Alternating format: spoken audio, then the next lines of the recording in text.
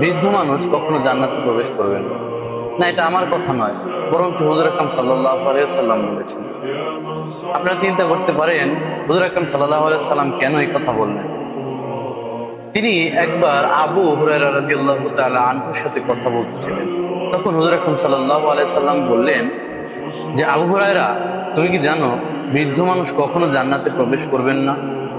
আবু হুরায়রা একজন বৃদ্ধ মানুষ ছিলেন, এর জন্য তিনি কান্না করতে শুরু করলেন। তারপরে হুজুর আকরাম সাল্লাল্লাহু আলাইহি ওয়াসাল্লাম বললেন, আবু হুরায়রা, তুমি কান্না করো না। তুমি কান্না কেন করতেছো? তুমি জান্নাত চেয়ে কি করবে? তোমাকে যদি 70টা নয় 100টির উপরেও যদি হুর দেওয়া হয়, তুমি হুর দিয়ে কি করবে? তুমি তো বৃদ্ধ মানুষ। তখন আবু হুরায়রা বলছিলেন যে, আমি খাবার খাবো, জান্নাতের মধ্যে শুয়ে শুয়ে খাবার খাবো। তখন হুজুর আকরাম সাল্লাল্লাহু আলাইহি সাল্লাম বললেন, কোন বৃদ্ধ মানুষই জান্নাতে প্রবেশ করবে না। এর কারণ হলো, যখনই কোনো ব্যক্তি জান্নাতে প্রবেশ করবে, মহিলা মানুষ 20 থেকে 25 বছরের হয়ে যাবে এবং পুরুষ মানুষ 25 থেকে 35 বছরের যুবক এবং যুবতী হয়ে যাবে। এর জন্য যারাই জান্নাতের মধ্যে প্রবেশ করবে তারাই যুবক এবং যুবতী।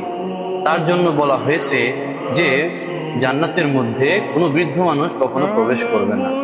দেখলেন, হুজুর আকরাম সাল্লাল্লাহু আলাইহি ওয়াসাল্লামও মশকরা করতেন, কিন্তু এমন মজা করতেন যার মধ্যে কিছু শিখার আছে। আল্লাহ তাআলা আমাদের সকলকে জান্নাতে যাওয়ার তৌফিক দান করুন। আমিন। كانت بداية حتى النهاية.